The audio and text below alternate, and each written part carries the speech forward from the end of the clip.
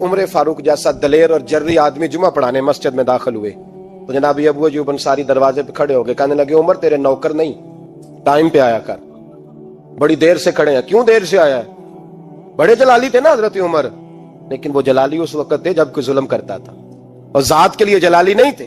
کب وقت پہ آیا کر، کو ملازم نہیں تیرے۔ تو سیدنا فاروق اعظم منبر پہ چڑھے اور فرمانے لگے اللہ ابو ایوب انصاری کا بھلا کرے، جب تک اس طرح کے لوگ موجود ہیں کوئی بادشاہ بگڑے گا نہیں، اللہ اس کا بھلا کرے، اس نے میری توجہ صحیح۔ اور پھر عمر رو پڑے، رو کے فرمانے لگے مسلمانوں معاف کر دو، غلطی کوئی نہیں، میرے پاس کرتا ایک ہی ہے، اور عبداللہ کی ماں نے وہ دھو کے خشک پکنے کو ڈال دیا تھا، غریب ہوں، کرتا دوسرا کوئی نہیں، تو وہ ذرا نا خشک ہونے میں آ کے دیکھ لو، ابھی بھی گیلا ہے، مجھے معاف کر دو، میری غلطی نہیں ہے۔ صحابہ درد کے ساتھ رونے لگے اور کہنے لگے اللہ اس طرح کے حکمران ہمیشہ عطا کرتا رہے۔ میرے بھائی تو انصاف کا رنگ تو دیکھ، ان تقاضوں کو سمجھنا۔ یہاں کسی کی جرت ہے بول سکے، طاقت ہے کسی کی، لیکن انہوں نے اپنے آپ کو پیش کیا، سامنے پیش کیا اپنے آپ لوگوں کے سامنے۔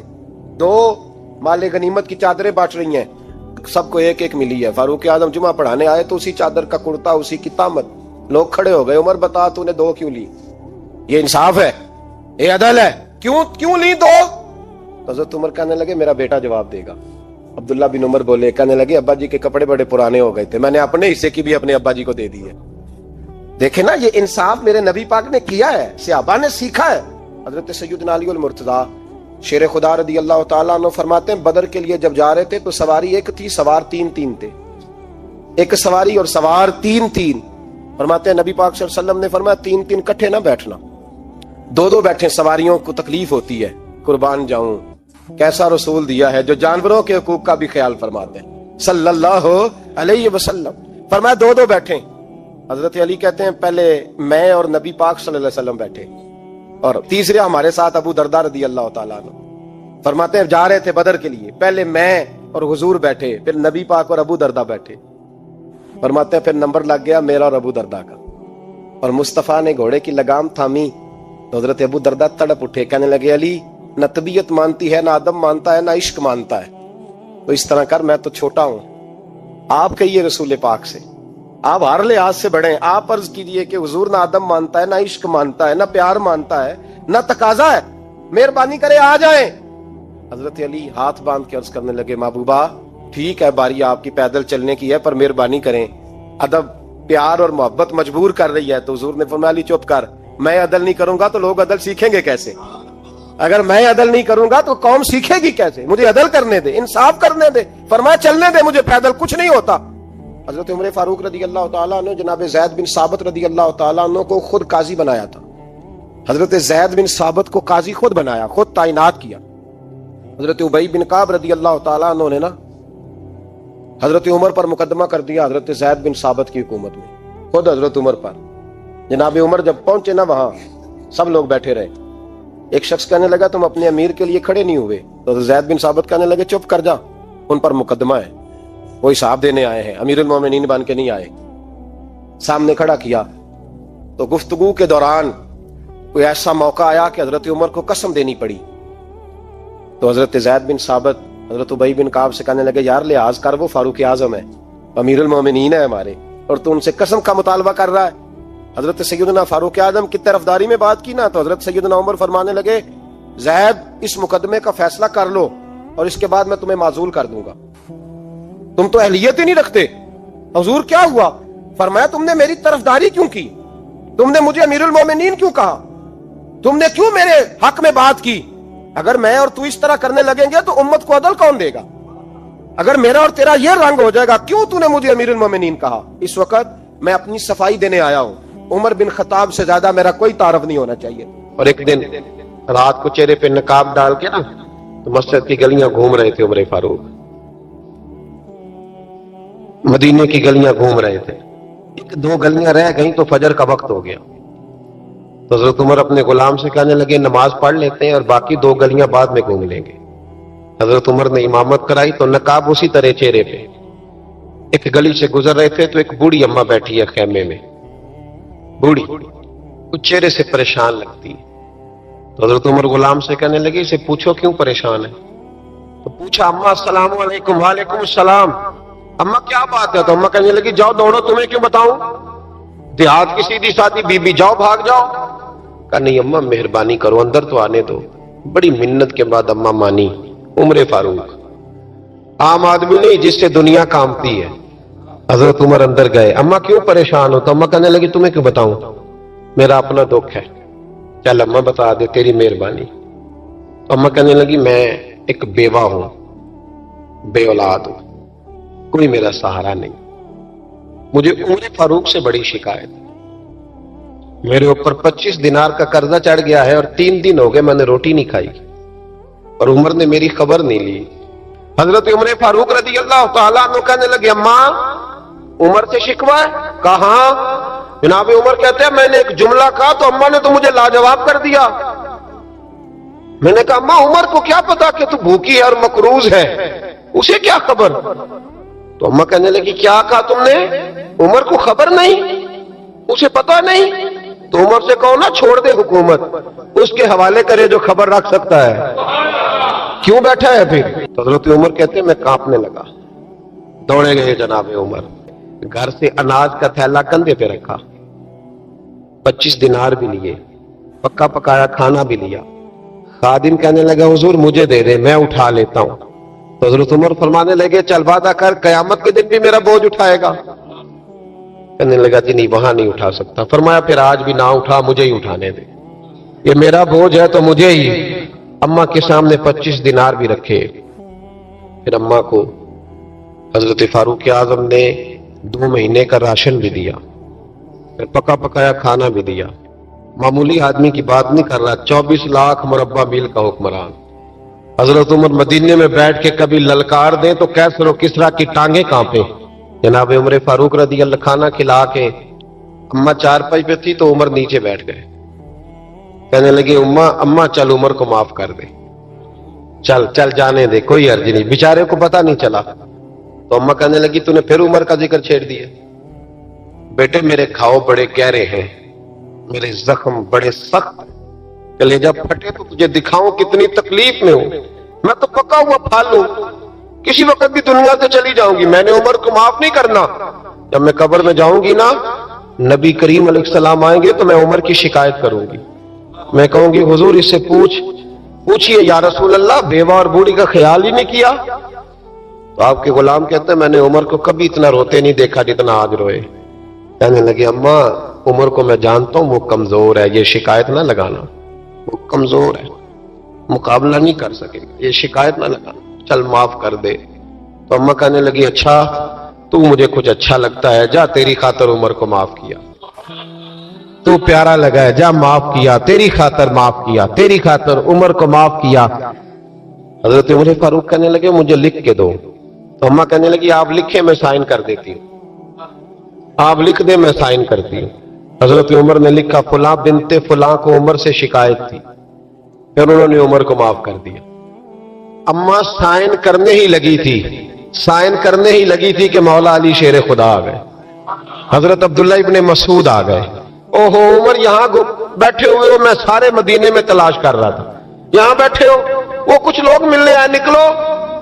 اما نے سنا کہ یہ عمر تھے تو اما اٹھ کے کھڑی ہو گئی، آئے ہائے عمر تھے، آپ عمر تھے؟ تو جناب عمر کہنے لگے اما تو نے جو کہا ٹھیک کہا، لیکن اپنے وعدے پہ قائم رہا، یہ ذرا سائن کر دے۔ اما نے سائن کیے تو حضرت عمر فاروق فرمانے لگے علی آ گئے ہو تو بطور گواہ تم بھی دستخط کر دو، عبداللہ ابن مسعود تم بھی بطور گواہ جب سائن ہوئے تو جناب عمر نے رکا لپیٹا اور مولا علی شیر خدا سے فرمانے لگے علی یہ رکھ لو، مجھے لگتا ہے میں تم سے پہلے دنیا سے جاؤں گا، اور جب میں پردہ کر جاؤں نا تو یہ رکا میرے کفن میں رکھ دینا، اگر حضور علیہ السلام نے پوچھا نا میری امت کے ساتھ کیا سلوک کر کے آئے ہو تو رکا نکال کے کہوں گا یا رسول اللہ ایک بوڑھی ناراض تھی میں اسے بھی راضی کر کے آیا۔ ایک غریب آدمی بدو رات کے وقت وہ کہیں بیچارہ صبح سے چلا تھا، مدینے پہنچتے اسے رات ہو گئی، اس نے ڈرتے ہوئے نا خیمہ ہی باہر لگا لیا، جہاں رات ہوئی نا آدھی رات کو کوئی 1-2 بجے سمجھ لے پہنچا مدینے تو اس نے باہر نے خیمہ لگا لیا، بیوی اس کی امید سے تھی بچے کی ولادت کا وقت قریب آ گیا, بیمار ہو گئی, اس نے خیمہ لگایا, بیوی اندر ہے. حضرت عمر فاروق کشت پہ تھے رات کو, ساتھ ایک غلام تھا. حضرت عمر فاروق رضی اللہ تعالیٰ عنہ کہنے لگے وہ آگ جل رہی ہے تھوڑی سی, پتہ کرو کون ہے. تو آپ کا غلام پتہ کرنے گیا تو بدو نے ڈانٹ دیا, کہنے لگے جاؤ تمہیں کیوں بتاؤں. حضرت عمر خود گئے, کہنے لگے مسافر بھائی بتا تو صحیح. کہنے لگا جی چھوڑے, میں آپ کو کیوں بتاؤں, میں کون ہوں, کیسے آیا ہوں. فرمایا خیمے کے اندر سے کراہنے کی آواز آتی, کوئی درد سے چیخ رہا ہے, بتا ہمیں بات کیا ہے. کہنے لگا جی میں فلاں بستی فلاں علاقے کا ایک غریب ہوں, امیر المومنین عمر فاروق سے ملنے آیا ہوں, اور رات ہو گئی ہے تو یہاں خیمہ لگایا ہے, صبح میں ان سے مل کے چلا جاؤں گا. تو رات کو تکلیف دینا پسند نہیں کیا, تو میری بیوی امید سے تھی, اب بچے کی ولادت کا وقت قریب ہے, پاس کوئی نہیں. حضرت عمر کہنے لگے تو ٹھہر, میں ابھی آیا. چہرے پہ نقاب ہے, اسے بتایا نہیں میں ہی امیر المومنین. عمر دوڑے گئے, اپنی زوجہ سے کہنے لگے اگر تجھے بہت بڑا اجر مل رہا ہو تو حاصل کرے گی. کہا کروں گی. تو کہنے لگے چل پھر میرے ساتھ, بہت بڑا اجر ہے. ایک دوست کے ہاں ولادت کا وقت ہے, ضرورت کی چیزیں ساتھ لے لو. اس عورت نے تھوڑے دانے لے لیے, گھی لے لیا. حضرت عمر سے کہنے لگی لکڑیاں اکٹھی کر لیں. امیر المومنین, کونسلر کی بات نہیں بتا رہا آپ کو, میں آپ کو ایم پی اے کی بات نہیں بتا رہا, اس کی بات بتا رہا ہوں جو 22 لاکھ مربع میل کا حکمران ہے. اس کی بات بتا رہا ہوں جس کے بارے میں میرے مصطفیٰ کریم صلی اللہ تعالی علیہ وآلہ وسلم نے فرمایا میرا عمر تو وہ ہے کہ 950 سال حضرت جبریل بھی اس کی شان بیان کریں تو عظمت ختم نہیں ہوتی. اتنا بڑا شخص. حضرت عمر نے لکڑیاں اکٹھی کی, اینٹوں کا روڑے لے کے چولہا بنایا, پہنچ گئے. آپ کی زوجہ کہنے لگی یہ تھوڑے دانے ڈالنے, گھی ڈالنے, اور ایک لکڑی لے کے اس کو ہلائیں, تیار کریں. خود زوجہ اندر چلی گئی. حضرت عمر باہر پکانے لگے. وہ بدو کہتا ہے میں اس طرح کا ان کے ساتھ بہیو کرنے لگا جیسے کو کسی چوکیدار کے ساتھ نہیں کرتا. میں نے سمجھا یہ عمر نے چوکیدار رکھے آنے جانے والے مہمانوں کا. میں کبھی پانی کا پیالہ مانگتا, کبھی کوئی بات, عمر دوڑے جاتے, کبھی پانی لاتے. او مسلمانوں, او میرے رسول کے غلاموں, یہاں اس دین کی بات کی جا رہی ہے جو دین حضرت عمر فاروق رضی اللہ تعالیٰ عنہ نے جس پر عمل کر کے دکھایا ہے. اس دین کی یہ والا نظام ہم نے لانا تھا. یہ ہمیں بتایا گیا تھا کہ پاکستان میں یہ رنگ ہوگا, ایسا نہیں ہوگا کہ امیر بیمار ہو تو لندن میں علاج ہو, یورپ میں, اور غریب کا بچہ بھی پیدا ہو تو وہ ہسپتال کے دروازے پہ ہی پیدا ہو جائے. یہ اس والے پاکستان کی تصویر ہمیں نہیں دکھائی گئی کہ گندم امیر شہر کی ہوتی رہی خراب اور بچی کسی غریب کی فاقوں سے مر گئی.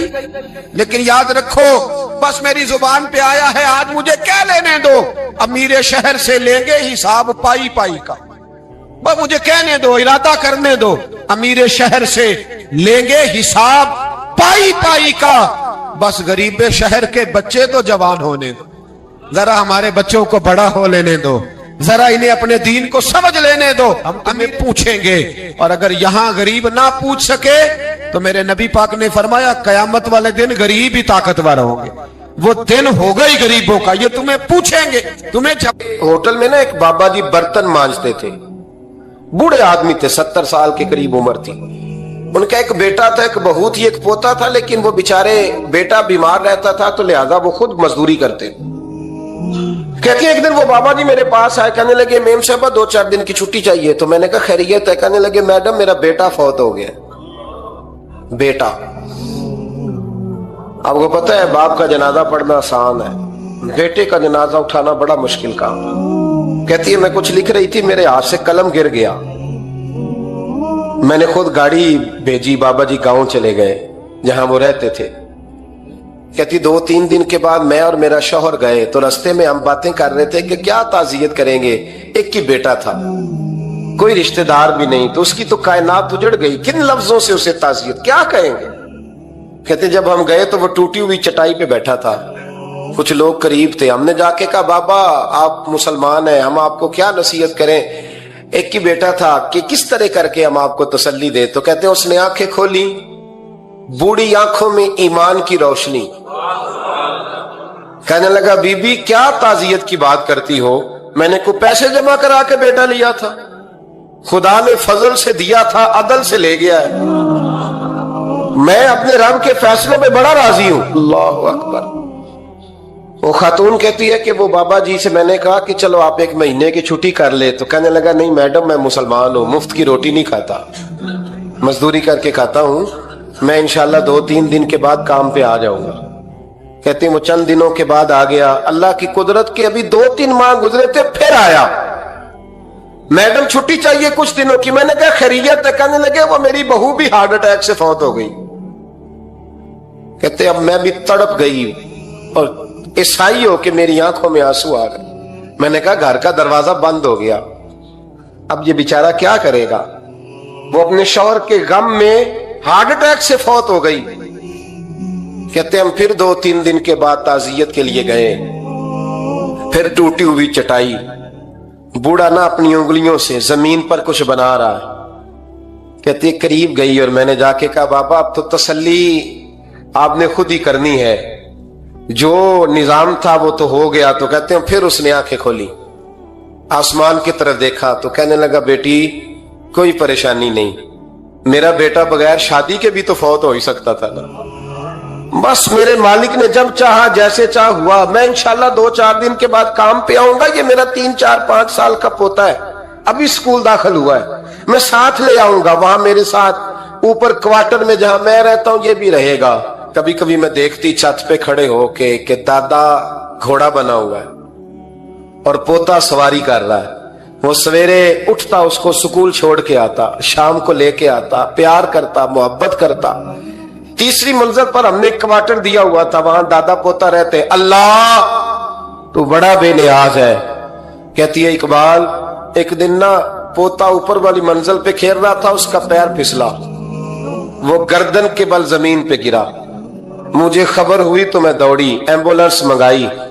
खून से लिथड़े हुए उस बच्चे को दादे ने अपनी गोद में रखा और जब हम अस्पताल की तरफ गए तो हॉस्पिटल बाद में आया, जनाबे इजराइल पहले आ गए और कहते हैं वो गोद में दम तोड़ गया। फिर दादे ने उसे अपने हाथों से गुस्ल दिया, फिर उसने अपने बूढ़े हाथों से कब्र खोदी और फिर मिट्टी डाल के कहने लगा इन्ना लिल्लाहि व इन्ना इलैहि राजिऊन। जे सोना ही मेरे दुख विच राजी, जे सोना ही मेरे दुख विच राजी। फिर सुख नु चुल्ले डावा।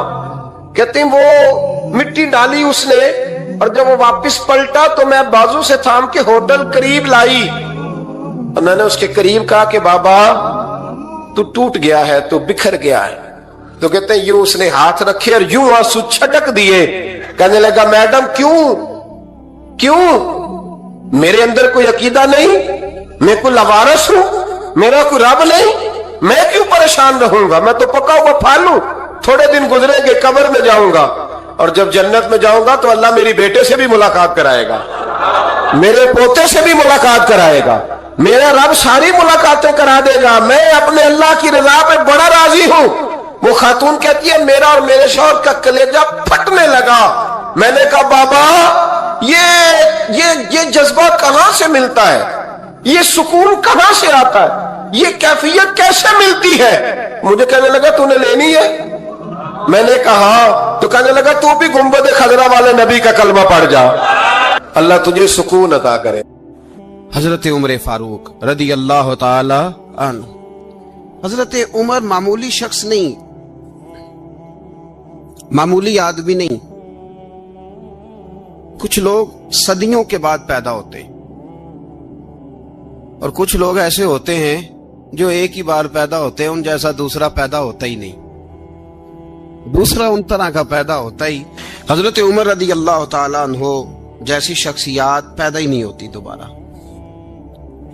सारे सहाबा दर रिसालत माब पे खुद आए। ये वो अजीम शख्स है जिसे अल्लाह के महबूब ने अल्लाह से मांग के लिया है, कहा है अल्लाह ये मुझे दे दे, अल्लाह से मांग के लिया है। इसलिए सूफिया कहते हैं कुछ मुरीद होते हैं, कुछ मुराद होते हैं, कुछ मुरीद होते हैं, कुछ मुराद होते हैं। मुरीद वो होता है जो चल के आता है, आके मुरीद होता है। मुराद वो होता है जिसे कहा जाता है कि ये कभी मेरा बन जाए ना, ये कभी आ जाए ना, मेरा बन जाए, اس کو مراد کہتے ہیں. حضرت عمر مصطفیٰ کریم کی مراد ہیں, حضور کی مراد ہے. اللہم اعز الاسلام بے اسلام عمر ابن خطاب, اے اللہ اسلام کو عزت دے دے, میرے عمر کو کلمہ پڑھنے کی توفیق عطا فرما دے. اور کیسے دعا مانگی؟ اور یار حضرت عمر کی تو اس فضیلت کا کوئی جواب نہیں دے سکتا. میرے رسول پاک علیہ السلام سب کے لیے ہی دعا مانگتے ہیں نا, حضور کی دعا عام ہے, لیکن مصطفیٰ کریم نے کعبے کا غلاف تھام لیا اور غلاف کعبہ کو حضور نے سینے سے لپٹایا اور سینے سے چمٹا کے کہا, اے اللہ میں نے تو کبھی سوال ہی زیادہ نہیں کیے, میں کرنے آیا ہوں, مجھے عمر دے دے, عمر دے دے. حضور نے مانگ کے لیا. اور پھر جب جس کو حضور مانگے اللہ سے کہ حضرت عمر رضی اللہ تعالیٰ عنہ کا آج یوم شہادت ہے, میرا تو دل کرتا تھا کہ فجر سے باتیں شروع ہوں اور سارا دن ہی عمر کی باتیں ہوتی رہیں, سارا دن جناب عمر کی باتیں, سارا دن. اس لیے کہ ذکر جناب عمر کا ہوگا پر راضی اللہ کے رسول ہوں گے صلی اللہ, تو جاگ کے بیٹھے, خوش ہو کے بیٹھے. ہمارے ہاں منایا ہی نہیں جاتا. بابے اللہ کی تا ساؤن بھادروں اسو کتا تے منڈے جنوری فروری, تو اسلامی سال بھی گیا اور وہ تاریخیں بھی ساری گئیں. یکم محرم امت مسلمہ کے لیے بہت بڑا دن ہے, بہت بڑا دن. یہ شہادت ہے حضرت عمر فاروق کی رضی اللہ تعالی عنہ.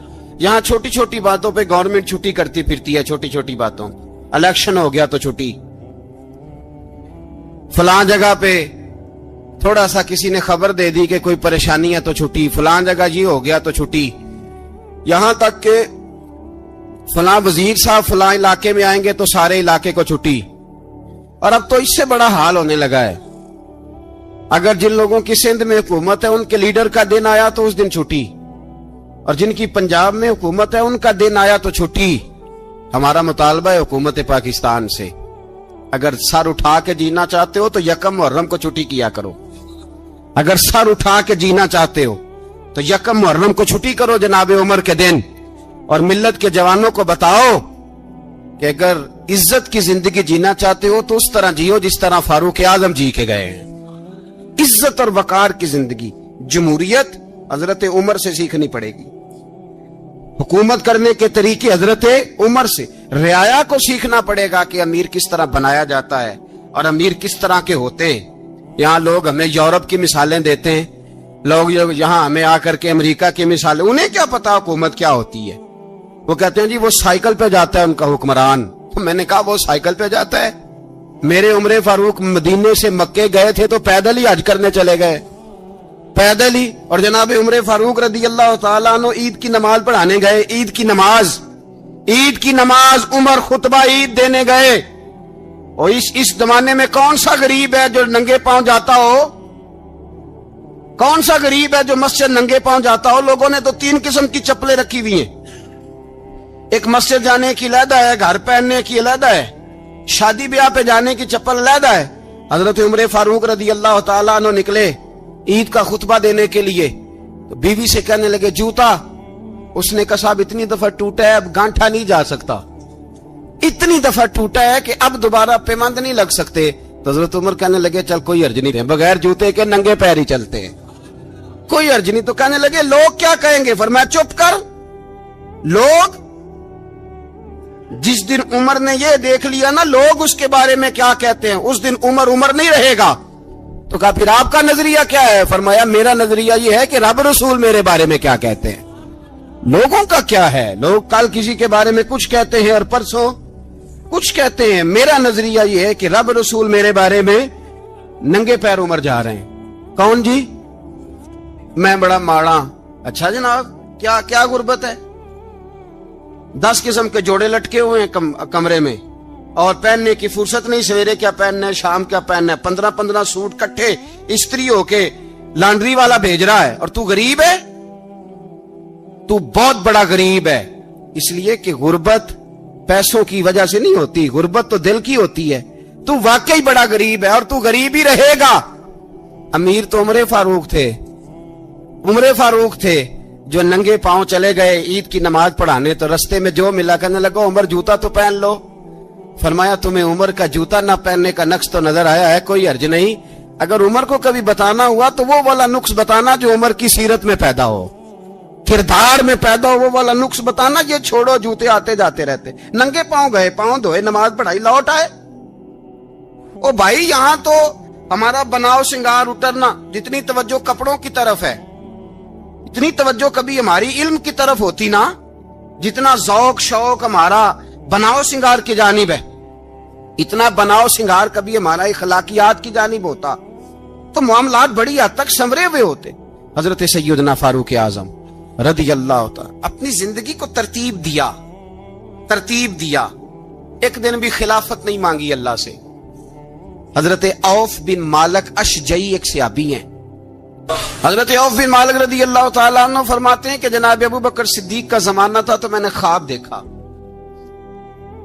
मैंने ख्वाब में जनाब उमर को देखा और मैंने देखा कि कोई कहने वाला कह रहा है कि उमर वो है कि अल्लाह के रास्ते में कोई इसे जितना मर्जी बुरा भला कहे ये परवाह नहीं करता। किसके रास्ते में? बोले सारे। इसका मतलब है अल्लाह के रास्ते में लोग बुरा भला भी, कुरान मजीद ने कहा वला यखाफून लौमत लाइम, कुछ लोग ऐसे हैं जो बुरा भला कहने वालों की परवाह नहीं करते। आप यकीन करें अगर परवाह शुरू हो जाए ना तो दीन का काम खत्म हो जाए।